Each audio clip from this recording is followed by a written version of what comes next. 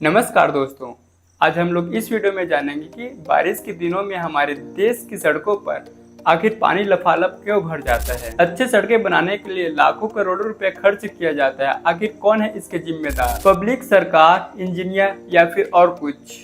क्या है कारण? तो हम लोग इस वीडियो में 5 हेडलाइन के द्वारा समझने की कोशिश करेंगे आखिर रीजन क्या है।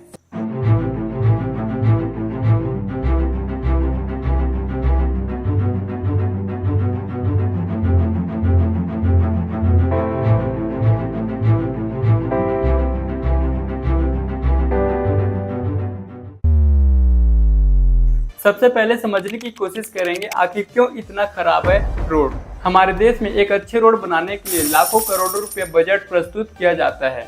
आखिर क्या हो जाता है, रोडों को बनने के कुछ महीनों बाद ही अपना दम तोड़ देते हैं। सरकार के तरफ से बोला जाता है कि हमारी कोई गलती नहीं है, इंजीनियरों की तरफ से बोला जाता है कि हमारी भी कोई गलती नहीं है। आखिर गलती है किसकी? गलती है तो सरकार की।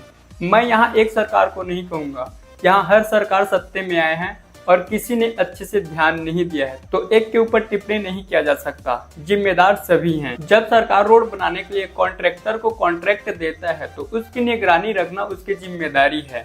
कॉन्ट्रैक्टर के ऊपर हमेशा दबाव रहना चाहिए गवर्नमेंट का कि हर एक काम परफेक्ट होना चाहिए, अच्छे से होना चाहिए। मटेरियल का पूरे ध्यान रखना चाहिए गवर्नमेंट को कि कितना अमाउंट लग रहा है, कितना बचा रहे हैं ठेकेदार। इसमें तो बिल्कुल सरकार को ध्यान देना ही चाहिए। अगर सरकार इसमें ध्यान नहीं देता है तो कॉन्ट्रैक्टर बिंदास अपनी मर्जी से मटेरियल यूज करता है, जितना अपना पैसा बचा ले उतना बचाने की कोशिश करता है। कॉन्ट्रैक्टर तो चाहता ही है कि कम से कम बजट लगे और मेरा ज्यादा मुनाफा हो। देखा जाए तो इसमें कॉन्ट्रैक्टर की पूरी गलती रहती है, लेकिन उसको पब्लिक नहीं जानता। पब्लिक जानता है तो सिर्फ गवर्नमेंट को, तो गवर्नमेंट को ही बोलेगा पब्लिक। कम मटेरियल, गलत मटेरियल के कारण सड़कें कुछ दिनों में ही अपना दम तोड़ देते हैं, पूरी तरीके से गड्ढे हो जाते हैं और पानी लफालफ भर जाते हैं।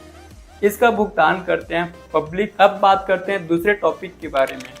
रोड आगे आगे बनता जाता है और पीछे से अपना दम तोड़ता जाता है।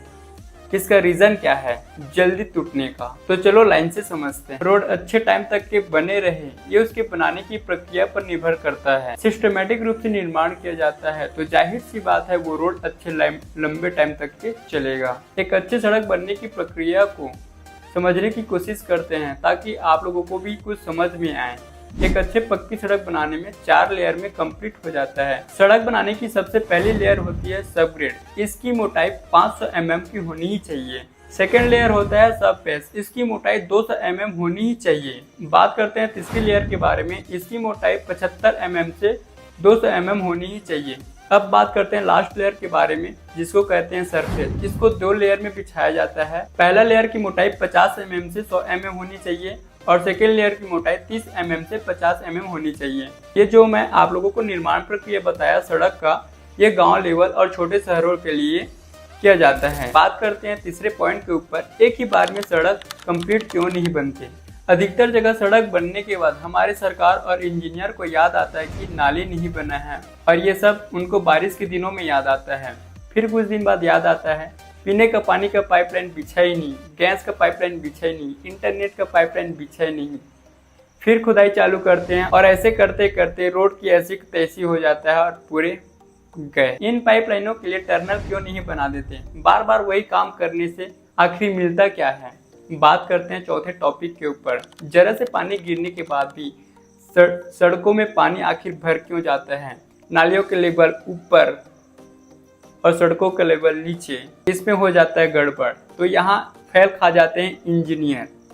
आखिर इंजीनियर तो पढ़े लिखे होते हैं, उनसे गलती कैसे हो सकती है? तो चलो इसको लाइन से समझते हैं। पहला गलती इंजीनियर अच्छे से माप जोक करके बनाते हैं पर भी लेवल ऊपर नीचे हो जाता है।